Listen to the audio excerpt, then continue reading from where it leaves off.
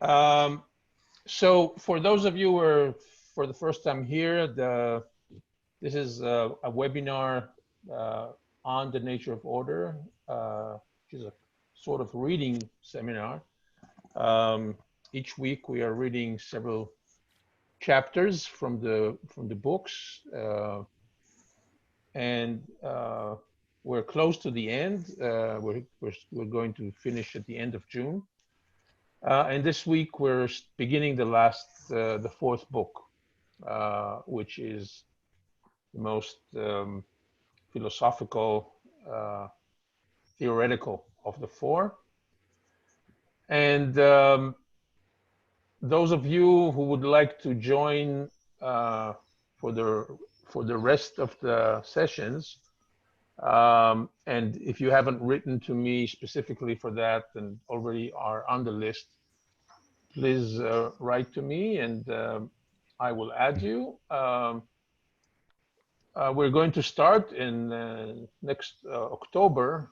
We're going to restart with a new cohort teaching this webinar as part of the courses of Building Beauty, which you can see at www.buildingbeauty.org. And this is the theoretical background for the whole program. Next year, we're probably going to start the first semester online anyway for everyone, and hopefully we'll be able to move in the second semester to come back to teaching in Sorrento, where we have been teaching for the past 3 years.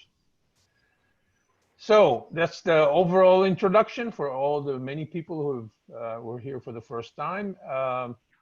The specific, Nikos needs no introduction, I think, for everybody here. So I'm not going to introduce Nikos, except that at the personal level, he's been a great friend of Christopher Alexander, and he's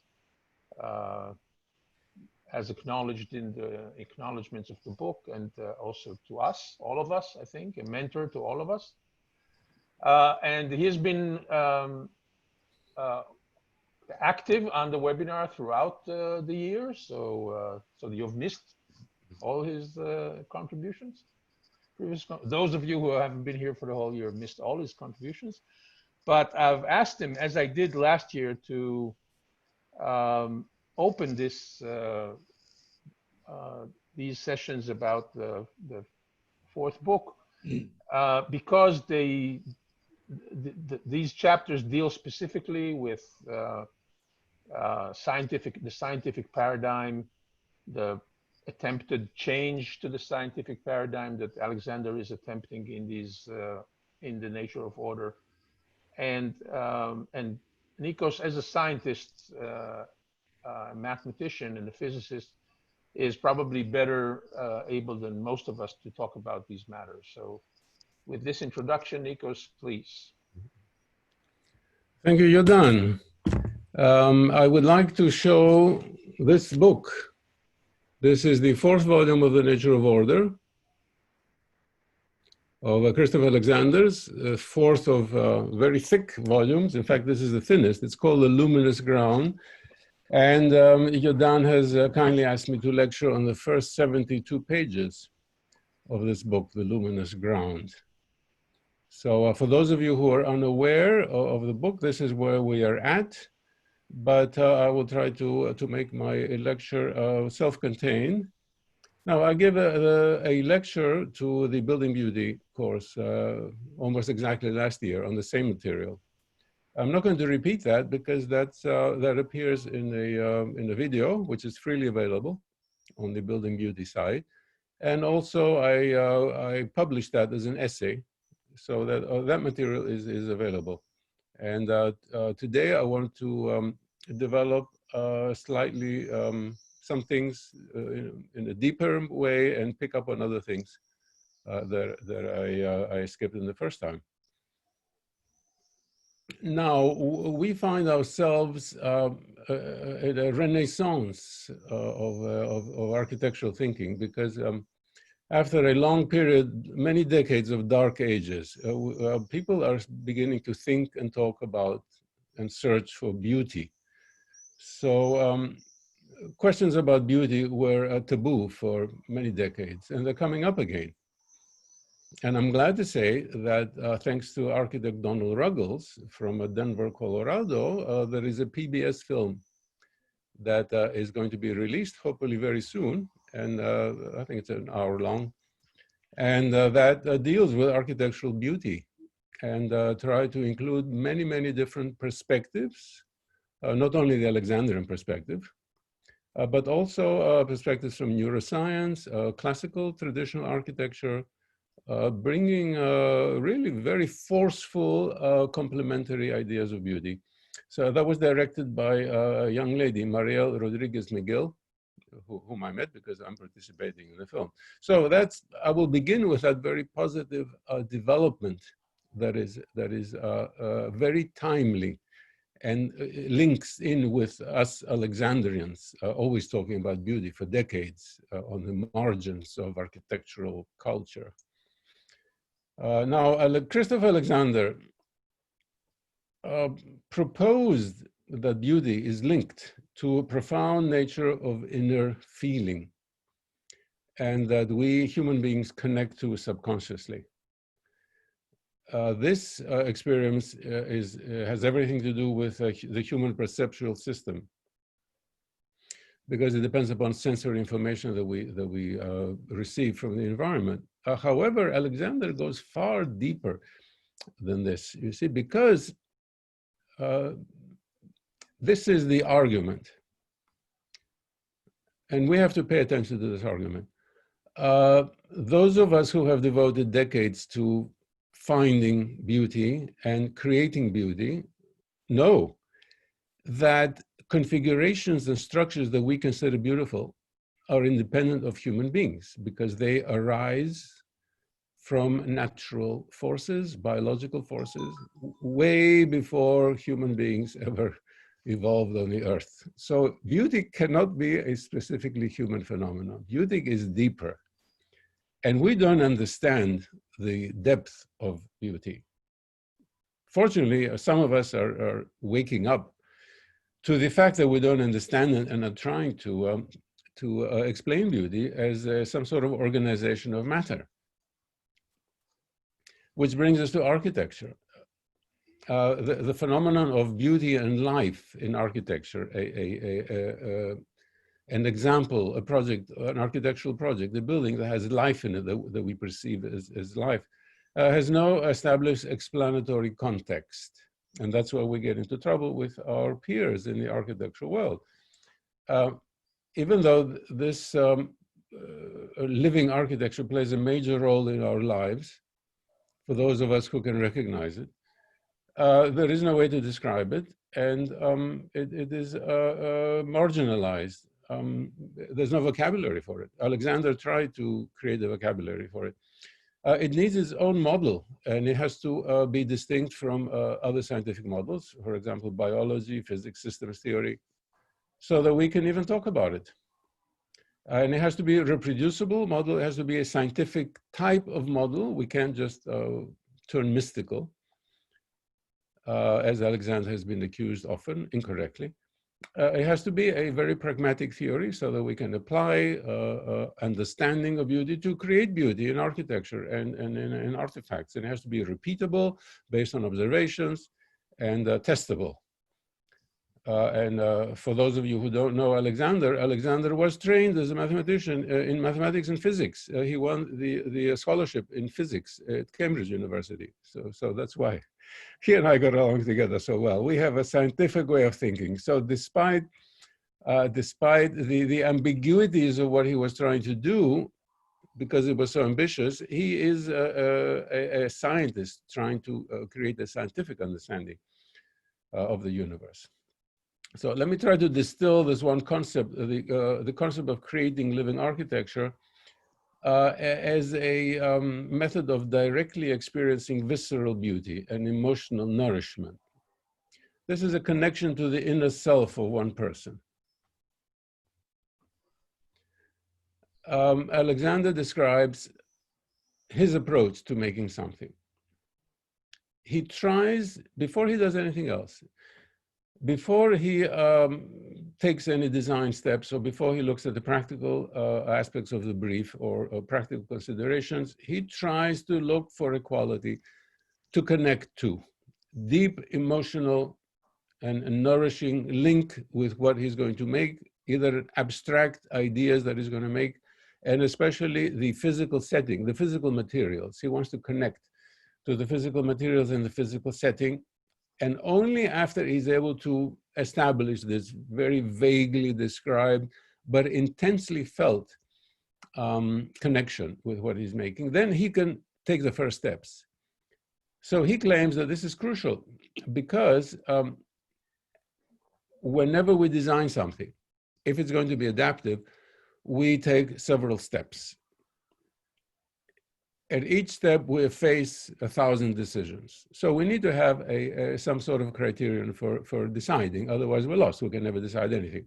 Or we fall back on the easy, inhuman design, which is just copy something that already exists. Okay, it's a cop-out, but if you're faced with 1,000,000 decisions, sometimes you're forced into that. But no, Alexander says if you have established this link with a deep visceral feeling, then that link will help you make each step. You're faced with 1,000 decisions, you make one of two decisions, both of them are going to be good. And those will lead you to something that will have a beauty and will generate living structure. Unfortunately, Alexander does not explain this process any further, so it remains mystical. How do you discover the self in what you're trying to make?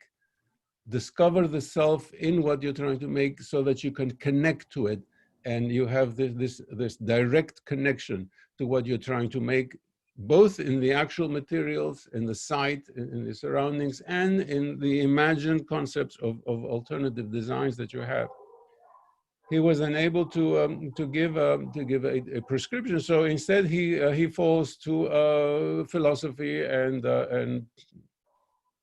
poetic descriptions, which are not very convincing to those who are hostile to his thought. But I think that today we have enough information to be able to interpret that as just a deep connection, trying to establish this this connection with what we're trying to make.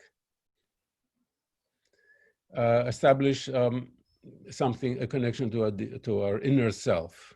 Okay, having said that, we immediately come face to face with prohibition, because design for most people is determined by ideas that other experts and authorities and our society imposes on us. But when we look at this very carefully, after having studied Alexander, all this the external forces that guide design today for most people are really a prescription for disconnection. It is the opposite of what Alexander is trying to do. And I will argue that later and very strongly. Now, those of you who are reading this material and the rest of the Nature of Order will see that what I'm trying to describe today, Alexander gives examples and settings where he feels connected, and he says, look, I feel connected in this setting and I feel connected in the other setting. That's what we're trying to achieve. However, it's only helpful for someone who knows what's going on already and is sympathetic. Because for most people who have been conditioned by the culture of disconnection of the past several decades, Alexander's examples don't make any sense. It is like showing a photo, black and white photo of something. And you say, well, you know, this was a profound experience. Well, okay, if you were in this setting, if you were standing in the nave at Chartres or in the Great Mosque in Isfahan, you felt this overwhelming emotional experience. It moved you. It actually moved your body. It made your heart jump. Showing a photo, black and white photo of that, does not reproduce the experience. So I'm afraid that Alexander's examples will not convince the unconvinced if they have not experienced these emotions themselves. So that it is a weakness, but it's the best he could do when he was writing The Nature of Order. The point is that those of us who are open to feelings have experienced this sense of connection.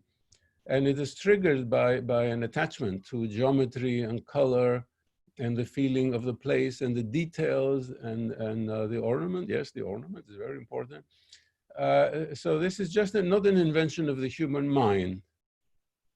So Alexander's goal is to find meaning in the structure of the universe through the connection that we have, but then he will insist, and I'm going to argue, that this is not just a neurological effect, but it is a physical effect. And it is necessary to find a theory for this, for the simple reason that I think everyone listening today wishes to create places that have life, buildings that have life, artifacts that have life. And in order to do that, you have to play with physics and geometry and the physical universe. So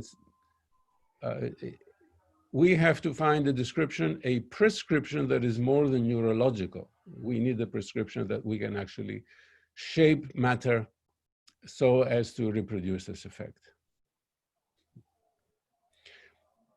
Now, I've already mentioned that we face a problem, several problems, because our society has worked for decades on disconnecting the individual. Why has our society tried to disconnect the individual? Well, here I'm risking my neck by going out and say,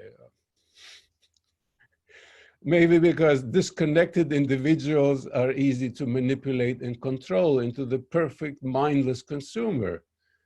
Maybe so, but they all wanted it. They have been willing sheep led to the slaughter.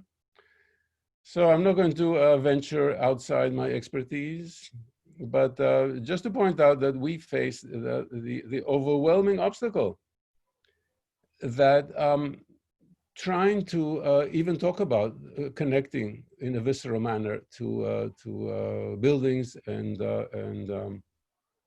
other living things just doesn't make sense in a society of disconnection where everything has been designed to disconnect. Even our everyday utensils and artifacts are carefully designed to disconnect us from the world. We go and buy a tool, a spoon.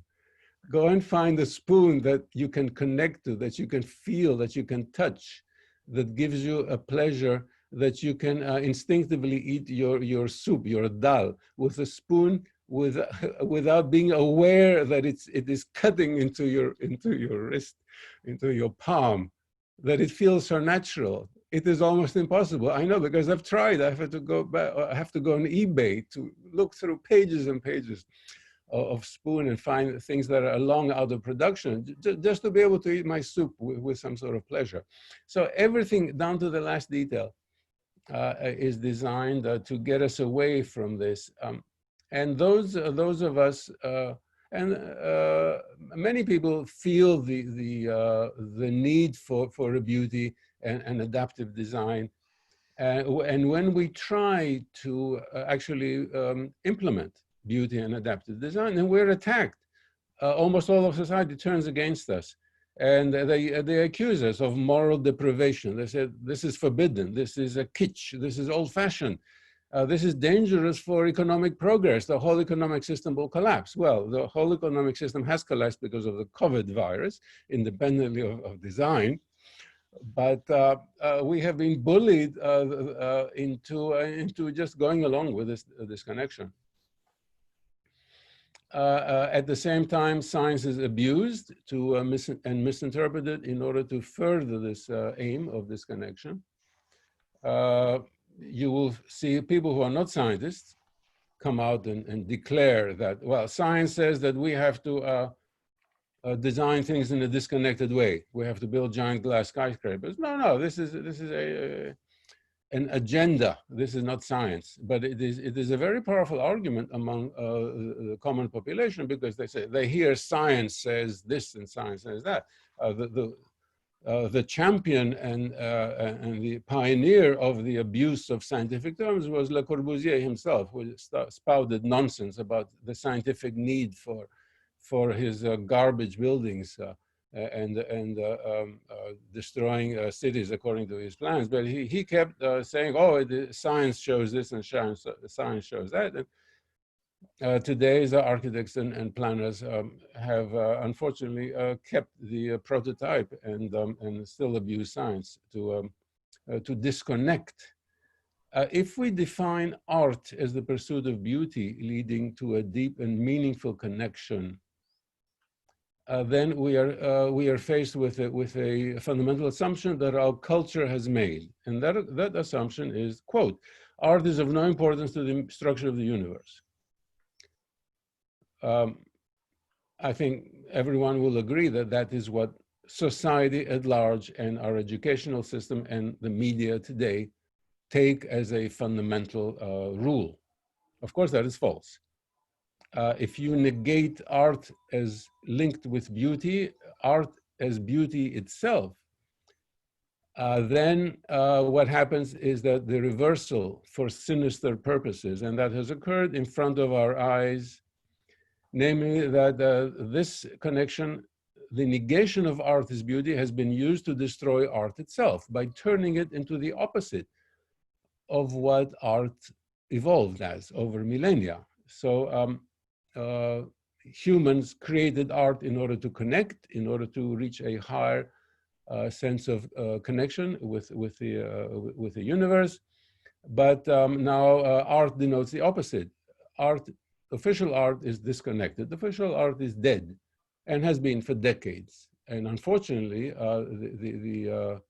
the term art is applied to the opposite of what art is supposed to be and what art evolved is. And so now we have this terrible confusion, because you have museums of contemporary art and you go in and you want to vomit, or you want to fall down to the floor because it's so ugly and repellent. This is art? No, it's not art. This is the agenda of a small group of people who think themselves intelligent, but they're not. But it leaves us with a problem not only of this horrible stuff being around and validated by our society, but also it has ruined the vocabulary. So we no longer can use vocabulary to describe things, because words mean the opposite of what they did. Now, good old George Orwell, back in 1948, predicted this, exactly the phenomenon that the cult, the dominant totalitarian cult, will take words and use them in the opposite meaning so as to confuse people and dominate in a totalitarian way. This is exactly what has happened in the worlds of art and architecture. And so now we're left without our vocabulary. We're left without beauty, without art, and without our vocabulary. There's a second assumption that I have to mention, and this is assumption about the architectural ornament. So our society works according to a diktat. Quote, ornament is irrelevant, it is unrelated to function, and it is even harmful to society. So this diktat was imposed on our culture, and it was accepted without any protest, eagerly by some in the intelligentsia and passively by the rest of the world. Yet this is a lie. Ornament, in fact, provides an entry point into the process of connecting that I'm trying to talk about during this lecture. The deep visceral connection sometimes occurs through a tiny detail, and it is the ornament. You go to a fantastically beautiful building, and it may be overwhelming, but your eye picks a piece of ornament, a small detail, and you connect to the ornament. And through that ornament, you connect to the larger and larger and larger scales until you get to the larger structure by itself. And this is, well, to describe this mathematically, this is fractal. The scaling hierarchy in a fractal. If you connect to one small tiny piece, which is ornament because of its size, then you can connect through all the larger and larger scales to the entire structure. So now it is time for me to blame the scientists. And Christopher does that, and he's completely right. Scientists are in part complicit in this vast deception and manipulations. And there are 2 points where we can blame the scientists. The first is that they have ignored whenever science is abused in order to force the population to cut the links to the living world. As I mentioned earlier, not scientists, but artists and architects and art critics and architecture critics take scientific terms and then hit people over the head with them and saying, you have to do this, you have to disconnect because science says so. Well, science does not say so, but scientists who are supposed to be watchdogs against charlatanism and manipulation, they just keep quiet. And I am a scientist, so I talk to my fellow scientists and say, look, this is going on. How can you allow this? They say, well, it doesn't concern me. I don't care about art or architecture. I'm doing, chemistry, molecular orbitals. I have nothing to do with architecture. Look, but architects are misusing science. Well, it's not my concern. Complain to somebody else. So, but they have failed their moral duty because scientists are the ones who have to keep science honest, and they're allowing this abuse of science. So that's my first criticism of scientists. The second one is perhaps even deeper, and Christopher mentions it. Scientists have gone off on their own little games and very narrow and even arrogant pursuits, and they create universal schemes of understanding the universe, and they propose theories of everything, which are really very, very, very narrow, okay? So they get a big kick out of it, and occasionally they may win a Nobel Prize for physics. But they leave out the most important phenomenon of life itself. How do humans connect to the universe? How do humans connect to the physical world? The questions that Alexander tackles are fundamentally important, yet scientists ignore them. It is outside their field of interest and expertise. They even think they're outside of science, but they're not.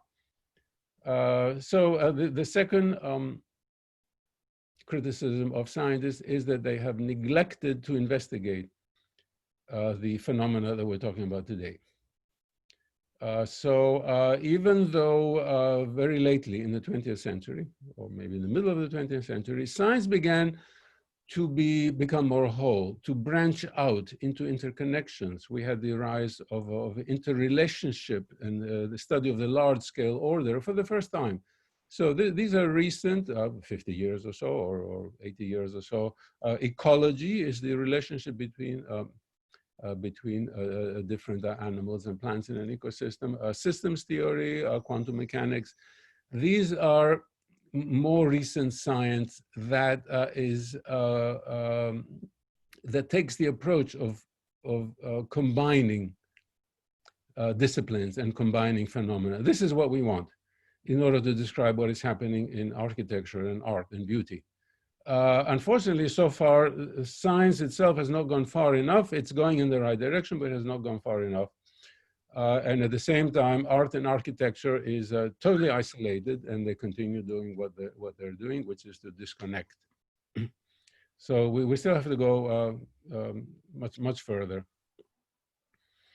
The new results in neuroscience are very, very helpful, but they do not suffice for the following reason. I have written papers and presented conference talks on neuroscience applied to architecture. It breaks the barrier of sort of crude abstraction by bringing in results from neuroscience. However, there's a fundamental fact here that holds us back, because in a neuroscientific phenomenon, something is happening inside the individual's brain and nothing more. It's not relevant to physics. It's not relevant to the physical universe. It's some electrical signals inside neurons inside an individual's brain. Well, that's not enough. It does not satisfy Alexander, it does not satisfy me, because it will not help us to create a living architecture, a living world. It does not explain beauty. In the fundamental sense that I started to talk with, that beauty exists before humans.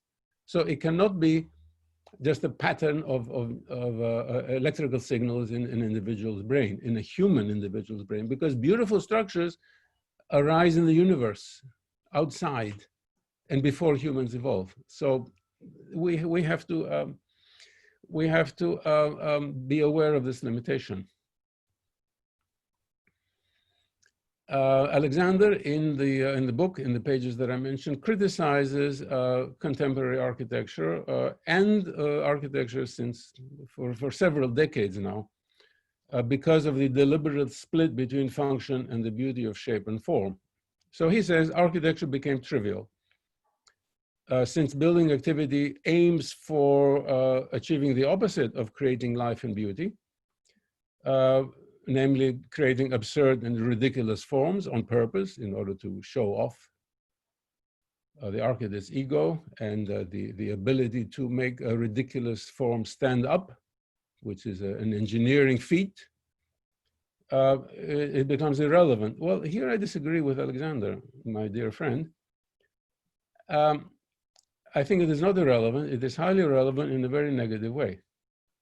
I think it has vast consequences, because architecture that disconnects and that today plays a dominant role in shaping humans actually shapes human sentiments and the human worldview,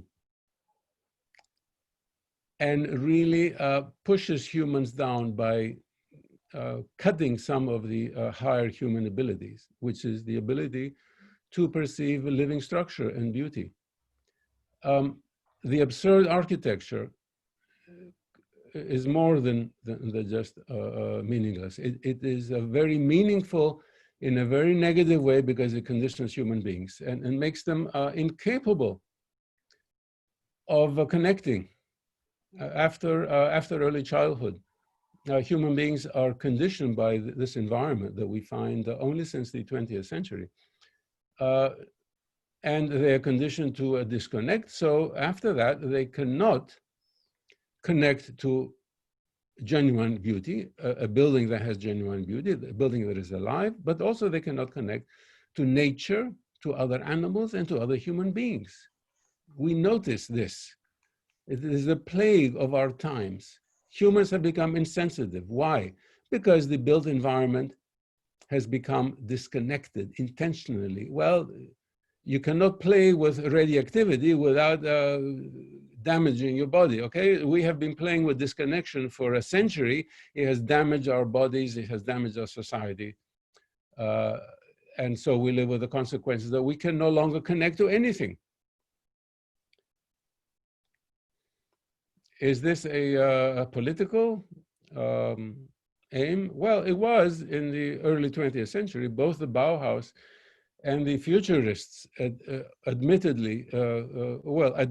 in their manifestos. You cannot blame them for being dishonest, even though they did terrible things. They declared, we want to destroy a traditional society. Everything to do with traditional society has to be erased. And they did it. So part of traditional society was the ability to connect very deeply with matter and with society and with other living beings, and an appreciation of beauty. And that was all severed. And in the process, people were severed from their own humanity. You have to go back further, very much further, to find people who had a far sounder sense of connection than people in our times do. These were non-technological people, but they were anchored in the world by the deep attachment that they had for animate beings and also inanimate things. And they were, as a consequence, able to create very wonderful living structure in almost everything that they created. So without recovering this lost sense, our society, our culture is incapable of creating a living architecture. I have already mentioned, perhaps going beyond my brief, that the inability to create living architecture also reflects in inability to connect to nature and to connect to other animals, to connect to life, to connect to other beings, to other human beings. I would like to be able to lay the blame on societal collapse that we are seeing. We are keeping ourselves very happy with our iPhones and technology while we disconnect from everything. We disconnect from other people, we disconnect from our families. Perhaps this COVID emergency will give everyone a wake-up call, probably not. But before the COVID crisis, I would see people who would go out to enjoy nature. And they will go out and look at a tree for a few seconds and then go back to their iPhone. There was absolutely no connection. People have been just numbed and their sense of connectivity destroyed because of the practice. Okay, let me say one final thing about biophilia. Biophilia is a very, very promising development. Anticipated by Alexander in his Nature of Order books. I mean, I know because I helped him to edit the Nature of Order, and we were working on that since the early 80s. So he had concepts of biophilia. The term was not used. The term biophilia was introduced by Edward Wilson and Stephen Keller. But if you read the Nature of Order, and keeping in mind that the first drafts are from the early 80s, you see that it's full of biophilia. However, biophilia, as we use it today, and I have written many papers on biophilia, as we use it today, it is a deep connection based on the geometry of forms that resembles the geometry of a biological structure. So this creates a resonance with us, which is wonderful, and it breaks out of this abstract, soulless design that is the mainstream pursuit. Nevertheless, I want to emphasize that Christopher went way beyond this because he said, well, it's not enough. We need to connect deeply, much more deeply than that. We need to connect with a quality that he calls the I. The existence of the I in inanimate structure or in a plant or in an animal. That's what we connect to. Because our connection is not to an abstract geometry that has fractal qualities that I can describe mathematically. It goes beyond that, according to Alexander. It is the connection between one being and another being. Not that a tree is a human, but there is an I that we can perceive and imagine, and then we can connect more or less as equals. Now, I'm saying this and it makes no sense. But when we go to pre-industrial societies, it makes perfect sense. Pre-industrial societies imagine animals, trees, bushes, a rock, a sacred rock, a part of a stream, as having the I, the personal I, so that we can connect personally with that object, whether it is animate or inanimate. And that establishes a peer-to-peer connection that is inconceivable today. Well, does it help to mention this? Well, this is not my invention, this is Christopher's invention. Well, Christopher thought it would help to mention it. On the other hand, I'm pessimistic. I've always been more pessimistic than Christopher, because if you mention pre-industrial societies connecting with the spirit of the rock, then people just turn off. They click the stop button.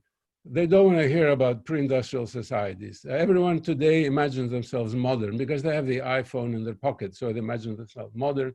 So if you make reference to essential qualities of life that our society has lost, they turn off. And they say, what? You're mentioning pre-industrial people? You know, they're the savages, they're the primitive people. We have nothing to learn from them. We are modern because we have an iPhone.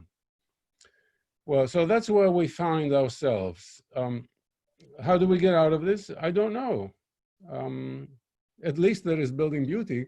and many friends outside of Building Beauty who are asking these questions again. So to ask the question, according to a famous philosopher, this is the first step.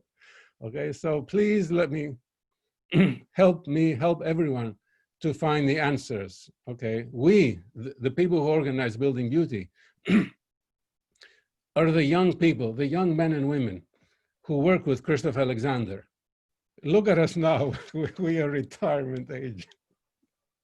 We tried for many years. We did the best we could. We didn't do very much. So we need younger people to come in to achieve the task. Okay, I will finish here. Thank you, Yodan. Thank you, Nikos.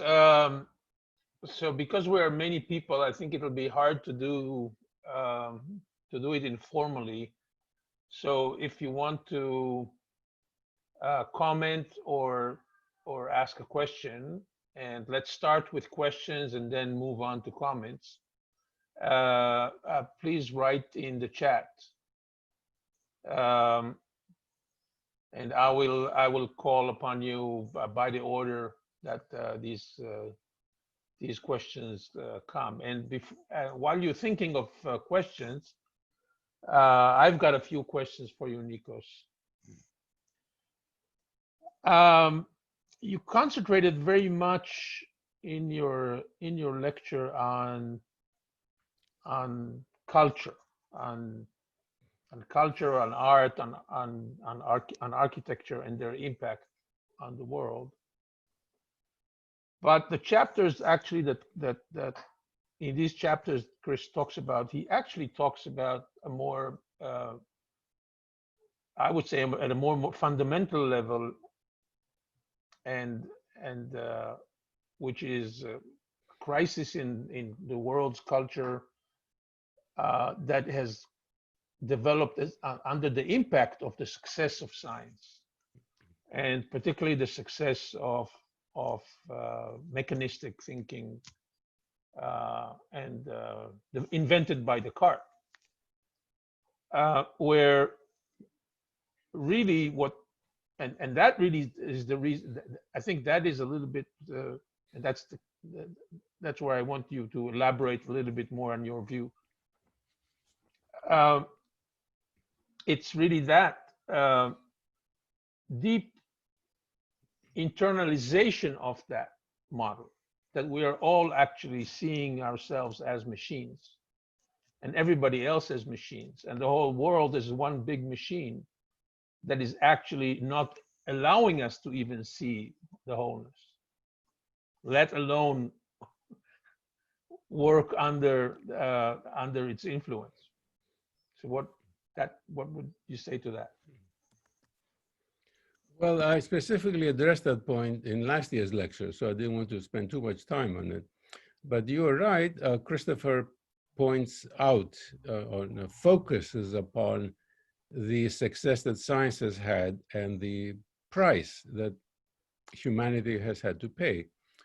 The success of science in the 20th century is due, actually in the 19th century, is due to a detachment. You have to detach yourself from the complex phenomena, isolate one small piece of the phenomenon, study it in isolation, in order to make a model in scientific progress. This is the basis of science, and also the experiment. You take something, you go to great lengths to isolate the effect you want to study from other effects, which will just complicate things. And then, so the process of isolation is essential for this type of analytical science. And we have become used to it. And again, I point out, this is the 20th century scientific approach that, and this has influenced architecture today, because architecture today was established by ideas in the early 20th century that went back to 19th century science. However, as Christopher himself realized, that late 20th century science became more inclusive. The beginning, so scientists were beginning to study more complex systems rather than isolating effects. They study more complex systems where effects interrelate, and create more realistic situations where something influences something else. However, we are stuck with the successful scientific model of isolation. Yet, yet every scientist knows that this is a model that is essential and useful in order to study a specific phenomenon. It is not the way the universe works. The universe works with everything acting together at the same time. So most scientists have a very healthy idea of the universe as a complex interacting system. However, Christopher and I keep coming back to this misapplication of science, because it is not scientists that tell you that the universe is monotonal. It is monochrome. It is linear. You have to do everything in a rigid way. It's not scientists who tell you this. It is the pundits, the gurus of our culture, who abuse scientific concepts in order to force people to live one-dimensional lives. So I mentioned that today in my talk. I don't know if that's a good enough answer. So we'll see. Pradeep? Hey. Hey. Thanks, Yodan. Thanks for the lecture, Nikos. My question is around the last statement that you made. You said that you have been trying on this journey for the last decades, and now you have become retirement age. So assuming that the system is not changeable, how would you recommend people to recultivate that sense of connection? Assuming that, you know, we cannot change the existing system and it has to sort of collapse before it can regenerate. If someone is passionate about these ideas, how do we go about cultivating that sense of wholeness and sort of reverse that conditioning and disconnection that has occurred? And the second part to my question is, what has worked for you? So if you were to go back in time to your 30-year-old self, and you knew that you were not going to be able to change the system, how would you do things? Thanks. Well, since I've had some close contact with Indian culture and philosophy, I know from wisdom of others that you never go back and wish things occurred differently, because there is a reason why things occurred. My chance meeting with Christopher Alexander changed my career, and I would not want to change a single day of that. So that answers that part of the question. The second part of the question, what can you do today? You're already doing the most wonderful thing you can do. You are joining the Building Beauty group. We are here on the margins, trying to create beauty and understanding and adaptive design. So you belong already to a group that knows what's going on, that is trying to achieve this. Now, whether you can you change the bigger system? That's a political fight. And we, the pioneers, are too old to do that. If you want to engage, then you have to come up with your own solutions, which are going to be political solutions. You know, I recommend you study the writings of the great Vladimir Ilyich Ulyanov, who planned and successfully implemented the revolution in the Soviet Union. Maybe you can learn from that, but good luck. And also be aware that a revolution that succeeds under a certain set of circumstances cannot be duplicated. You have to plan your own revolution based on the situation on the ground today. Yeah, so I think I don't want to create a revolution for sure. I'm more in the side of building my own little garden, which is having a sense of wholeness. But I feel the sense of self that we talk about, right? That Christopher mentions, that sense of connection, which you feel. Is there a way to cultivate and accelerate that sense of feeling? Because I feel like if I spend a lot of time in nature, I start becoming more sensitive to that source, if it were. So I want to get a sense from you, what helped you sort of build that awareness for the living sense in the structure?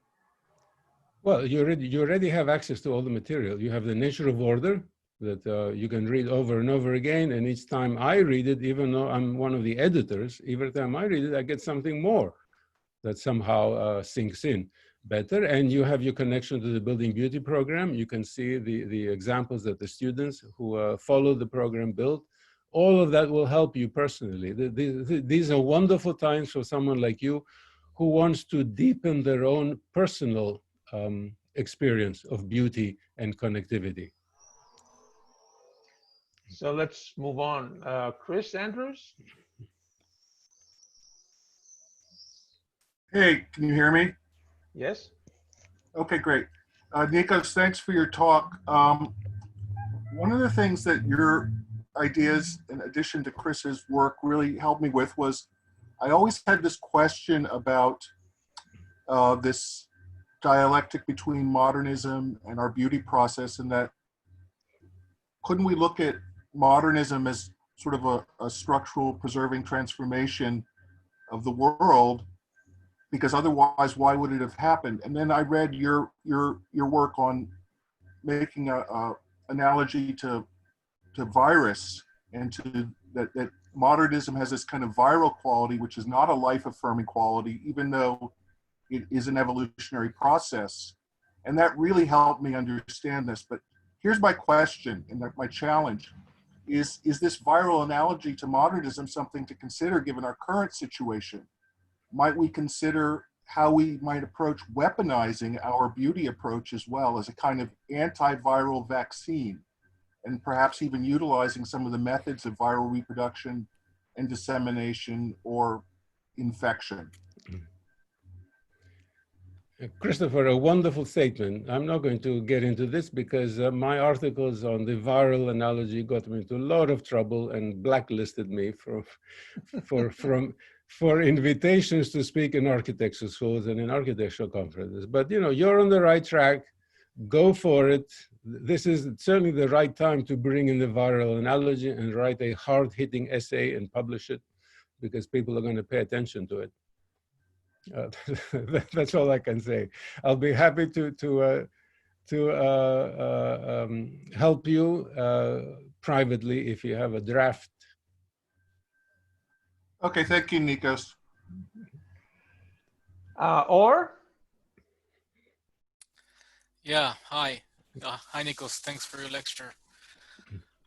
You mentioned when you spoke that many of the ideas that you presented are repelling people who are so used to modern life, modern technology, modern advancements, and then whenever you say that the ideas that you're presenting are rooted in pre-industrial societies, then people turn off. But I'm asking myself if it's really necessary to even present them as such, even though it's true.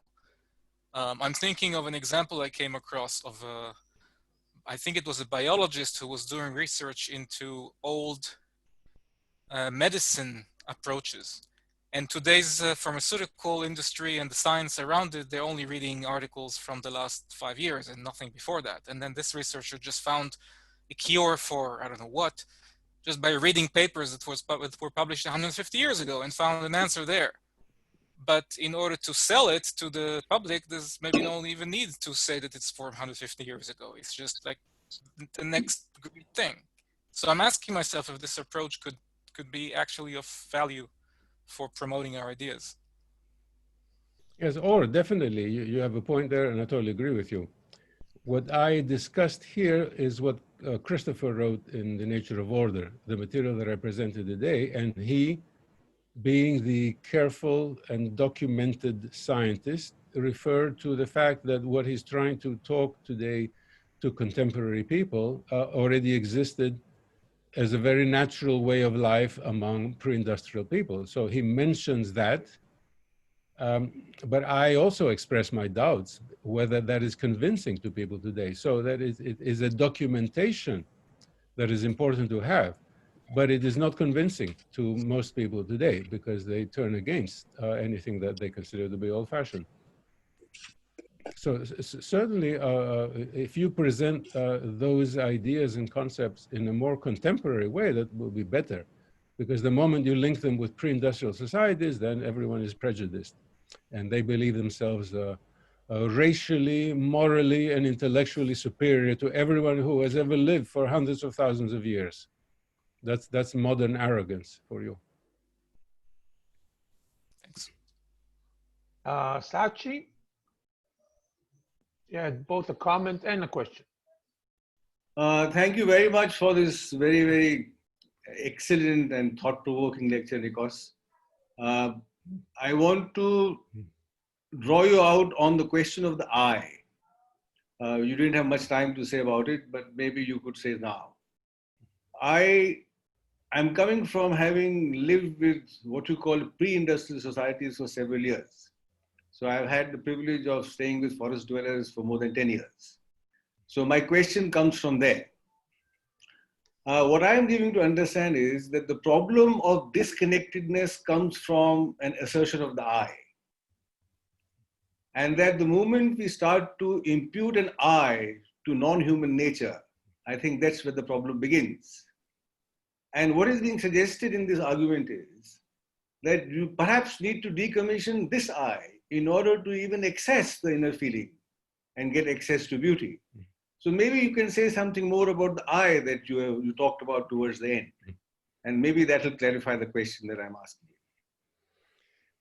Yes, I don't know if I can clarify the question because this is not my idea. This is Christopher's idea. He introduced the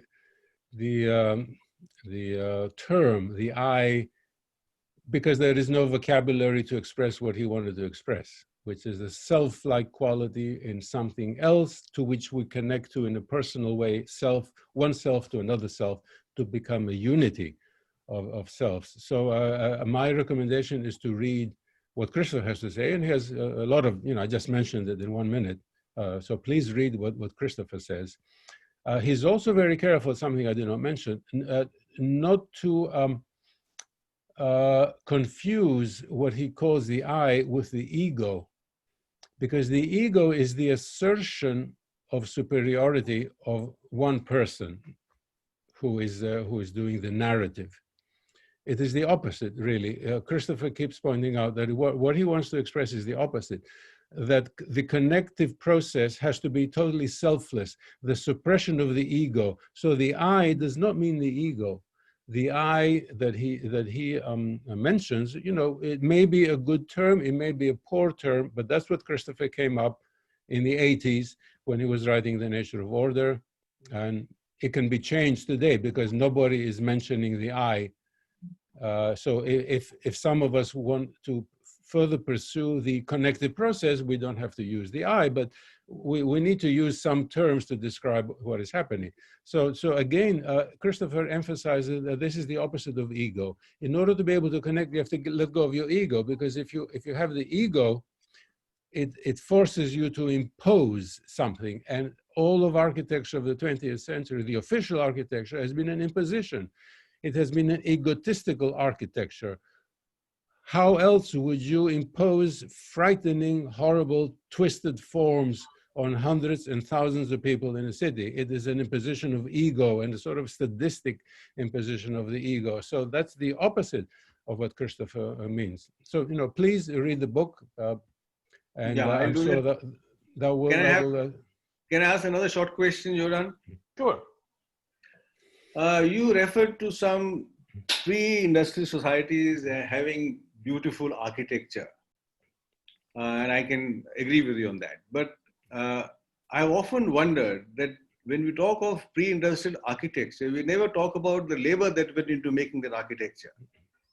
And my simple, and I'm not an architect, so I'm an anthropologist, and I'm asking you a question as an anthropologist. So the labor that I see is actually slave labor or serf labor. And I'm often struck with this contradiction, that things of beauty, you go deeper into the things of beauty, what you find is inhuman treatment of people who construct that building. And I think we are still struggling with that question of labor when we do modern large constructions.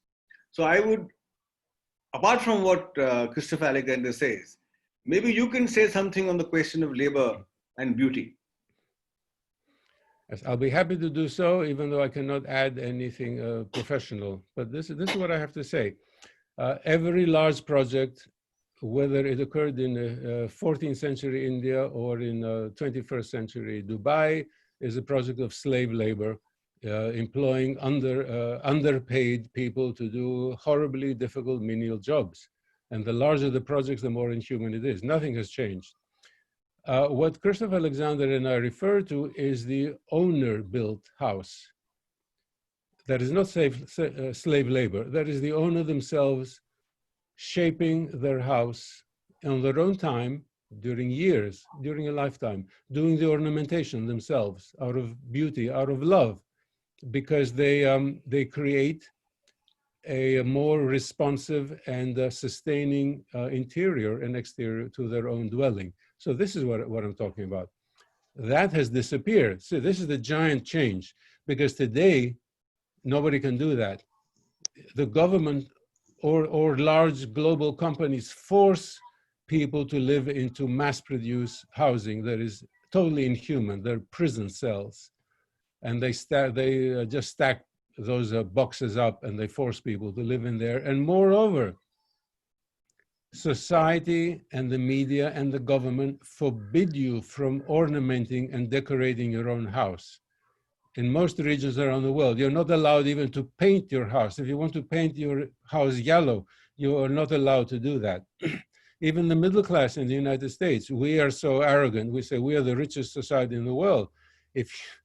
Where I live, if you paint your house and it's not approved by some committee, then you get fined, okay? And sometimes you're going to be forced to unpaint the house. So if I want to paint my house blue, I cannot.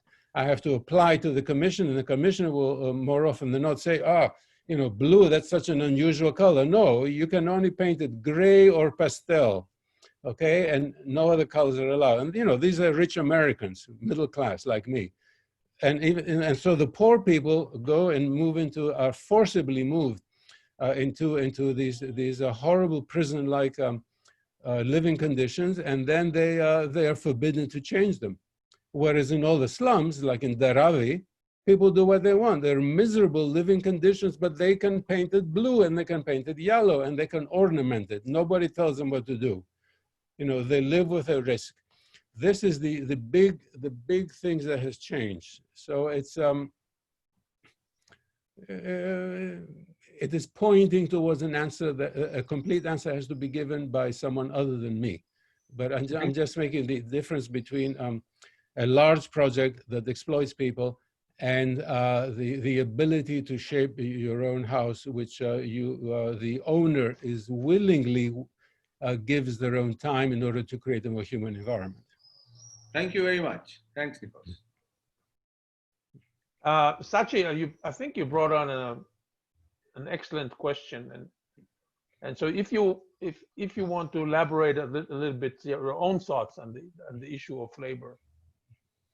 See, I have the question that I keep asking myself, and the question I keep researching is that when labor becomes free, as say, for example, in modern societies, relatively free from slave labor, when we have wages being given to labor, and if you study the correspondence between the type of labor and the type of architectural form that you see, the pattern that I see is from very intricate, circular, curved architecture, we get straight lines. And my question to myself is that when labor is absolutely free, it's a hypothetical question. What kind of architecture forms are we going to create? That is to say, if I had the option today of making my own house, I wonder what kind of architecture I would create. Now, this question has no answer, but this question is a subject of reflection for me to understand maybe I should start looking at a different form of labor that exists in pre-industrial societies. And maybe I need to refashion my life according to that labor in order for that labor to find some legitimate space in modern society. And I'm also trying to suggest that while this divide is very important between the disconnected world and a whole lot of people who are searching for connectedness, my own sense is that I think there's a lot of fatigue and exhaustion amongst people who have been pursuing the disconnected world. And I think there is a whole lot of people, like most of us who are here, and perhaps many more, who have opted out of that particular mode of living in the world. And that mode, I think, is to opt out of the notion of time that we are forced to live with. So if we experiment with living outside the time frame recommended to us by industrial societies, I think that's the experiment that we need to do. Okay. So we're not going to go deeper into that, but it was good to enlarge a little bit about it. Anne Sussman? You're fantastic. Hi. How are you? Nikos, you're the best. Nikos, you didn't tell us about our biometric study. Yes, I apologize. Thank you, Anne, for mentioning it. We have just published a paper with Anne, a biometric study that shows you how the human brain ignores buildings with facades that are not beautiful. We just don't look at them. They don't exist, regardless of their size. We're in an amazing, exciting time, because now, this wasn't true when I went to architecture school in like the 1990s. Now you can actually see, relatively inexpensively, how imageability happens, how we make a picture of a building in our brain using eye tracking software. And you can even purchase from 3M visual attention software, which shows, which right now, it's really funny, it's only being used to do signage, but it can actually show whether a building will make an implicit message in your brain or not. And basically modern architecture always fails because your brain, because it is antique, it is Pleistocene, hasn't changed for 40,000 years, it doesn't give the stimuli the brain is hardwired to make you focus on, the way traditional Beaux-Arts, architecture before World War I does, which is really, really fascinating. That we now have techniques we could invent, not too difficultly, with basically a test for health is going to be really becoming a big thing. And knowing that the new building that you build on that college campus, hold on, I'm going out. Knowing that the new building you build on that college campus is going to stress people more because it has one elevation over another would be huge. We can do a stress index for buildings now. We just have to say that it's important. What's amazing about Alexander, hearing Nikos talk about it so well, is he intuited all the science. I'm going to do a little something wild here, but I'll say that the science of the eye, the need for the eye when we look at something, I think that's going to be supported by a new understanding of mirror neurons. Humans get a sense of self and identity by being mirrored, and we don't just need our mother or our spouse to mirror us, we need our buildings to mirror us. And traditional buildings that you see in all over the world, from the Taj Mahal in India to the buildings in Copenhagen to the buildings in Disneyland on Main Street, always mirror us and make us feel present by feeling that we can look at them. The other huge thing, I mean, I don't mean to go on now, but the other huge thing is we didn't know really until very recently, maybe 30 years ago, what PTSD does to the brain. So the key teachers of modernism, people like Gropius and Mies van der Rohe, Neutra, were all World War I veterans. And we now know PTSD shrinks the brain and dissociates. And so the dissociation, I think, that is so common that Nikos talked about so brilliantly. And we were so excited by the power of technology, we couldn't wait to embrace it, without realizing it would leave this dissociation. And it's only till really recently, maybe 25 years ago, when they could do fMRI of someone with PTSD, that someone with PTSD can't regulate or mirror or is dissociated. I guess I've said enough. But okay. Yeah, thank you, Anne. And so Anne has proven me my statement false, which I said earlier that we are getting old. Us old dogs can still learn new trick. So Anne and I have published, hopefully the first of a series of articles where we use this software, eye tracking software, not even eye tracking experiments, but eye tracking software.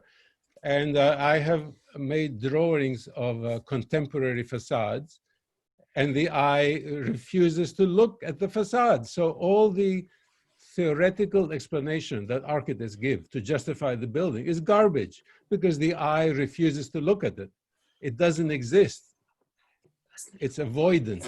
It creates an avoidant response. Whereas all the buildings that Christopher Alexander and Donald Ruggles and the film on Build Beautiful, all the buildings that we consider beautiful, you see the software shows that the eye fixes and then goes around inside the building and explores the different parts of the facades. It's night and day, it is clear. So we just published this paper a week ago, and I'll be happy to, it's an open publication, so I'll be happy to give the link. Thank you, Anne. And then Anne add, as if this topic is not controversial enough, Anne just injected her own controversial theory of PTSD, but I'll leave that. PTSD, hold on, the PTSD theory is going to be in our new book, Urban Experience and Design, and it's been corroborated by people who teach at Harvard Medical School.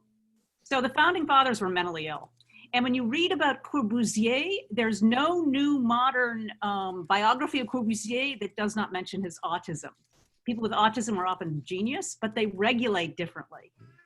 So you have to be careful. You don't want to, the founding fathers were mentally ill. You have to be careful about this. But at the same time, that's why it created, the fact it creates the dissociation is not arbitrary. It's biological. And the fact it happened isn't arbitrary. It's what happens after a war destroys your brain. Okay, and look, we're in trouble enough without your theories claiming that modern architecture was founded by people who are crazy. So, no, they weren't crazy. They were human, and human with different kind of brains. This is the problem that I think even your program isn't emphasizing. This is what Alexander is saying that I don't think you understand, Nikos. Reality is a construct between the eye and the brain. Do you understand what I'm saying? Reality is a construct between the eye and the brain. Okay. And if you have a damaged brain, you're going to construct reality differently. Okay. We're far enough into trouble with this. I want to answer someone else's question. I don't need to go on, but it's fascinating. And what I find is young people are not upset by this at all, Nikos. Let's hope so. I'd like to the next person who asked to say something is Virendra. Yes, can you hear me? Thank you so much, yes. Nikos, for a very profound and very cohesive, I would say, very cohesive elaboration on the connection between the individual or the human and the cosmic order, if I may put it like that. I hear regularly to some Indian gurus, and one of them, a very young guru, Dandapani. He's presently in the States, and he said something very beautiful in one of his video clippings. He says that happiness is not actually a target we as human beings drive toward. It's an outcome of well-being. So if your metabolism, the body, the mind reaches a state of well-being, then happiness comes along with it. So you don't strive for happiness.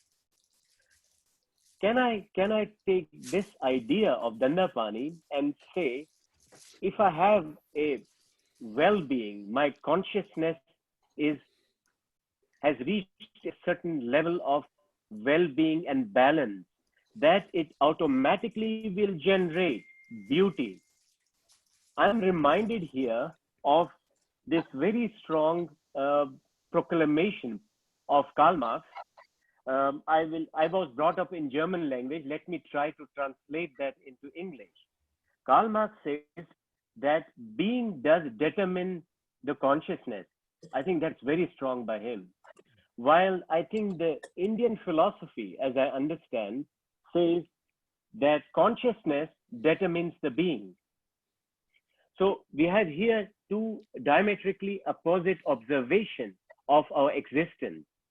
Now, if I would take this up, it would mean even, and I can link there very easily to what Sachi said prior to me, that people who migrate from various parts of India into the cities and work as laborers at, say, very high-tech buildings, glass towers, while they're exposed to that kind of architecture, when they have to build for themselves, for their families in their small squatter settlement, they do achieve a incredible complex and cohesive environment for themselves, even at a community level. It makes me think that these people who come from villages don't get affected by the environment they are overtly exposed to, but they are able to reflect within themselves and produce an environment for themselves. That means it appears to be almost codified in ourselves to create what you call beauty, which I would say is the natural way of doing for them, because they don't have words that this is beauty or this is ugly. In fact, I don't think they consider even these glass skyscrapers as ugly, but they don't know different to do because they're codified like that.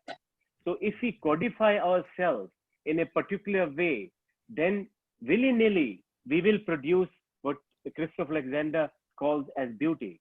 So the codification has to not happen in the environment only, but it has to happen within ourselves, so that the consciousness will influence the being. That's my observation to your talk. Yes, thank you, Virendra. Well, I'm very happy to say that Christopher has identified what you point out from the very first pages of the Nature of Order, namely that every human being everywhere around the world has the innate ability to generate an adaptive environment that we can connect to, if left to themselves and encouraged to use their own intuition and unconscious reactions and their own feelings of well-being. They will create a wonderful environment to the best of their ability and the availability of materials. So this is exactly what your point made to the laborers who build some atrocity because they're paid to do so in Delhi, and then they go back to the village and build a very, very nice house for themselves. So this is Christopher has identified this. So I'm sure if you have not read all of the 4 volumes, you will find there a confirmation of what you said. Now, where I disagree with Christopher, and I pointed out in today's talk, is that I think it is possible to suppress the natural abilities of people and condition them, just like we take a dog and we beat the dog to make it a guard dog, to make it vicious. Okay, a dog that's not necessarily a vicious dog. We condition this dog to bite everybody. The same way we take people and we condition them by stepping on their feelings. And so after 20 years, 30 years, these people become numb and cannot respond anymore. So that's my difference with Christopher. Well, I would say that what Anne said points to the direction that it could also be a result of trauma. And I mean, obviously war is extreme, but trauma comes in all kinds of shapes and sizes. And by the way, even Chris's own experiments with the colored, the black and white strips show that education itself inhibits the ability to see the wholeness. So our education as practiced in the modern world, you know, since the middle of the 19th century, more or less. Yes, for those of you who are aware of the experiment with the black and white strips, Anne's and my paper has a section referring to those experiments, so you might find that interesting. Okay. Geraldine? Yes, can you hear me? Yes. I love this discussion, and thank you, Nikos. This is beautiful. I have been following Building Beauty since its inception, and feel that the way I see it, things unfolding there, most recently the pergola that was built last session and is now flowering, is breathtaking. And what I feel about I love following it. Can't wait to go there one day. But I think this I that Alexander talks about, for me, I use the word essence. And when I feel, I mean, I'm a great grandma, and I'm well retired, so I can't go out into the world and do big things, but I can lend my energy and my attention, my intention to build beauty being built all around me. Do you think, Nikos, that kind of giving your heart to the essence of this, in whatever little way you have, does that help build a bigger, expansion and expression of building beauty? Thank you. That's a philosophical question. I'm not authorized to answer that. However, please do what you do, because you are creating a richer life for yourself. Isn't that what's really most important? To create a richer life for yourself and for those closest to you who can feel that and you can communicate that. At our age, we cannot save the world because the world is in a mess, self-induced mess, because the world has listened to false prophets that have led into totalitarian ways of thinking. But they did it, they chose it. Yes. They elected the false prophets and they continue to listen to them. And I read now post-COVID predictions, the same false prophets. The press is going to the same people who caused the mess, asking for solutions. The same thing is happening in architecture. But you have found a way to well-being. Please pursue that. And thank you. Your speaking, all of you, especially you, Nikos, today, really supports me to continue that. So thank you. Okay. One last comment. I see Kate. I just wrote that up in chat quickly. It's the comments from Nikos and Anne about PTSD and violence and modernism and futurism and how it affects how you're actually seeing made me think of a couple of books that I read by Paul Virilio. One of them, The Vision Machine, and the other one, Art and Fear. I don't know if you're familiar with them, but it could be pertinent. I have not read them. Maybe Anne has, but I have not read them. I'm sorry. I'm a mathematician and physicist. I don't read this stuff. I made the mistake of becoming friends with Christopher, and just destroying my career 30 years ago. I think you'd enjoy it, Nikos. He is very emphatic in his beliefs about how surroundings affect the inner being, and how they evolve too. Yodan, I think Narendra had a question. Well, there are a few others, but okay. Let me see. Okay, Narendra, we'll give you the closing honors. No, I had already asked question. Narendra has a question. I'm saying Narendra. Oh, I heard. Yeah, your name is yes. Because I enjoyed your talk. I enjoyed your talk for and a couple of things that emerged very well through this was the idea of connectivity. I think you mentioned it very well.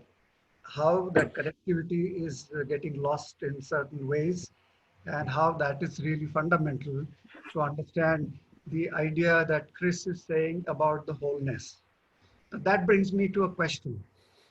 You see, I think throughout this discussion, probably we are stressing a little bit too much on the visual. That we imply that the idea of connectivity comes from the visual only, visual sense. But there are, we have 5 conduits and of sensibilities, and and they are equally important. And the sixth one is the mind, which kind of relates these and makes sense and decide that this is sensible, that is not sensible, that is rubbish, and some things that get piled up within ourselves, and you don't know why for what reason these are piled up into our consciousness. They surface for no reason, or for a very, very valid reason. And we mentioned about revolution, this, that, and the other. I think that's the kind of revolution that happens within. That the messages. I think the question is that connectivity in architecture, if architecture is to be taken here as the kind of medium of connecting with the wholeness and therefore thereby the beauty, then have we lost on the other senses a little too much? And if that premise is agreeable, to what extent can it be brought back? And how architecture can actually become means of evoking the other sensibilities and other senses, which can bring the idea of wholeness, that the wholeness considered through the senses. I mean, I'm not saying that the wholeness comes only through the senses, but if we are talking about the senses, yes. So is it that we have somewhere lost track, and we have forgotten how, these are probably as important as we resolve our details and colors and compositions and this, that, and the other. Yes, thank you, Narendra. Christopher pays a lot of attention to this, and I have included that in recent papers on neuroscience, where I bring in other authors who emphasize all the other senses. And of course, you're right. We have totally ignored all the other senses. Now, there's a reason for that, because our response to information in the environment has a large percentage that is visual. So more than 50% is visual. Anne knows the exact percentages, and all the other senses together are less than 50%. But we have ignored all the other senses. As a result, you walk into a contemporary room, and the acoustics are bad because there's bad echo. The acoustics are bad. The heat from the walls is bad. It is calculated badly. Everything is bad. So not only the visual, but we're talking now about an architecture that has totally lost its basis of adaptivity. And the major one is the visual one. And of course, it has lost all the rest. We have to recover all of them together, but the task is immense. And of course, once we start to recover, we have to recover all the other senses as well, to which nobody's paying attention. Incidentally, somebody who's a senior modernist architect who turned to very adaptive architecture, Juhani Pallasmaa, wrote a wonderful book, The Eyes of the Skin, about the senses. And I happen to know that it is recommended as a reading text in departments of architecture that ordinarily produce monstrous projects. However, the students read the book and they never apply it.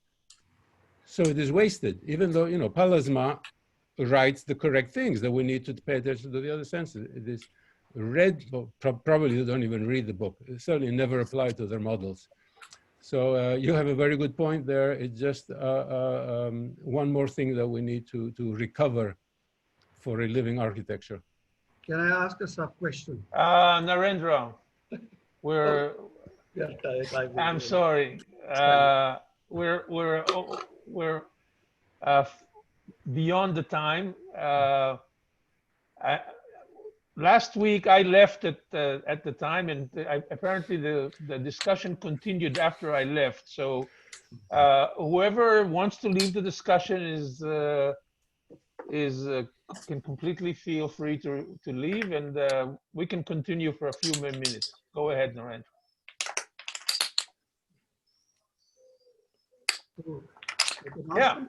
Yeah, I just ignored the time limit. Well, let's just go on.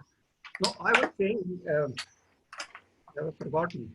Well, I'm saying that the idea of wholeness, not the idea of wholeness, wholeness. Can wholeness be reached without having without having resorted to using the other senses, or without or with ignorance of the other senses? Can the idea of wholeness be reached at all? The answer is no. However, when you are faced with a profession that is geared towards disconnection, we need to take several steps to reestablish connectivity. We cannot do it all at once. So yes, you're right, but we cannot achieve it. We have to go step by step, fighting against the established way of thinking, step by step. And eventually, if we succeed, then we will have the wholeness. I'll add here that this is exactly why in our work in building beauty, we emphasize using and following Alexander's methods. And this is, we've covered that in the other books.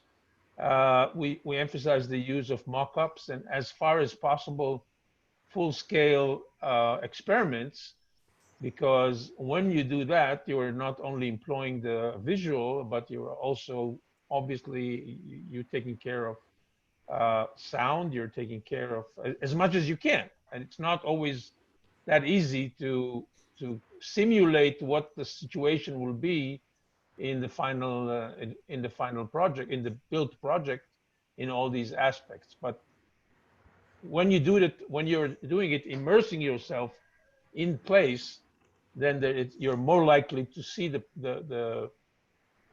to feel the situation in a more complex way that involves all the senses. So a few more questions for people who I think Silvina.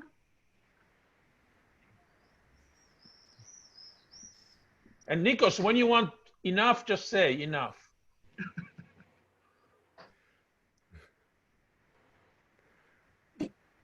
Hello, everybody. If I don't understand myself, let me know, Nikos. Maybe you can translate me, because have passed many times since I don't speak in English.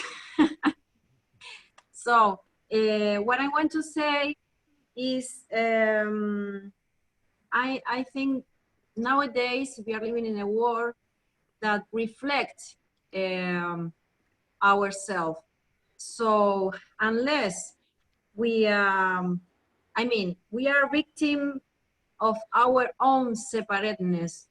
So it's a reflection. It reflects in the reality how we, as observers of the world, we observe the world. So the way we do that is the way we build up reality in them, in this world.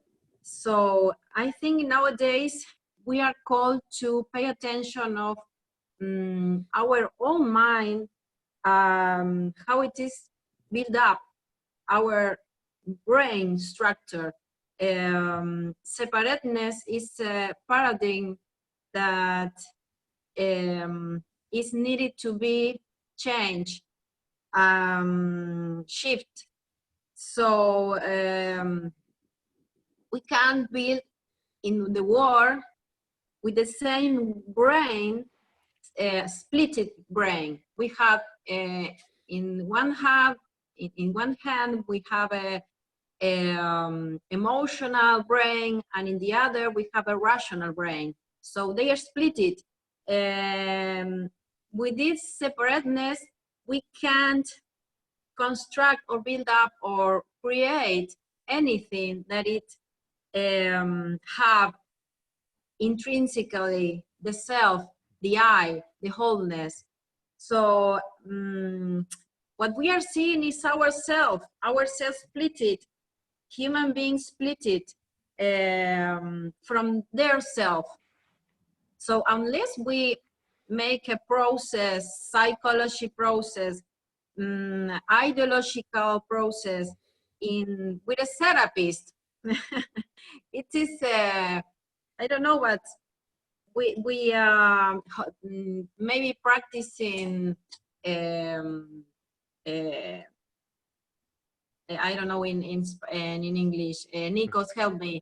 Yoga, Mindfulness, meditation, in order to find ourselves deeply, because it's urgent we do that, because we can build up in the world something connected if we are disconnected. I think this is a basic equation, mathematical equation. We are lost if we don't do that. The world is a result of of the human society nowadays.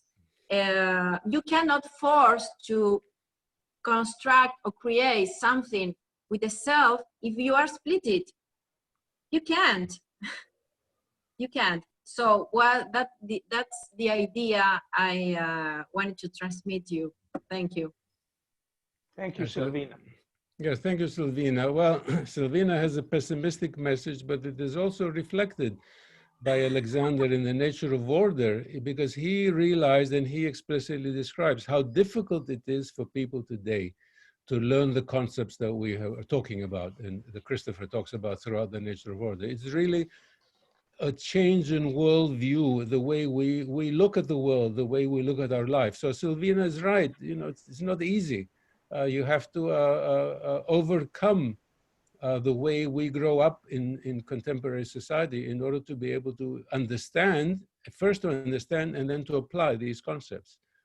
So the next thing I want to say is that please remember the name. Silvina Donola has written a book in Spanish about the techniques we're talking about. So that and the translation of my book, the Unified Architectural Theory, are the only materials that exist that are recent books that explain our point of view in all of the Spanish-speaking world. They're not being taken very seriously, but you know, if you want to know what's available, Silvina's book and my book in translation, I should mention that Christopher's pattern language is translated into Spanish and has been out of print for 40 years. And I have tried to negotiate it with the publisher in Madrid, no, in Barcelona, and they refused to reprint it for some reason. And unfortunately, you know, it exists.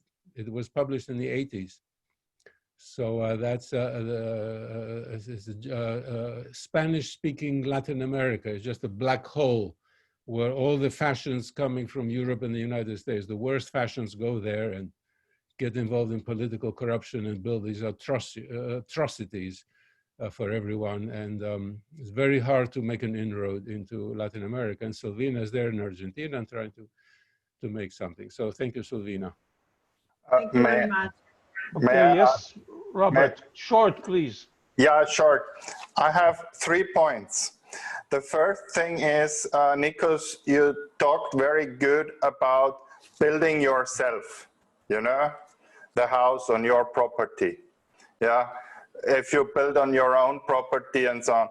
There is now in Austria a movement called Baugruppe, because we in Austria, we have a long tradition in social housing, especially in Vienna.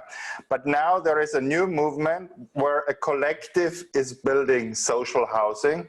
Maybe this would be a target group for us to explain them about the wholeness and the building beauty, because they have the same principles. The second thing is, as I already said in the last interviews, we Gernot, me, and another guy, we put the German edition of a pattern language to the internet. So under einemustersprache.de, you can find the complete book, perfectly linked. So this would be a possibility for the Spanish method as well. We just have to scan it, we just have to OCR it, and then it's available in Spanish. So the platform is here. And I remind, Michael Mehaffy has his new pattern language also in in the internet on the newpatternlanguage.wiki. Yeah.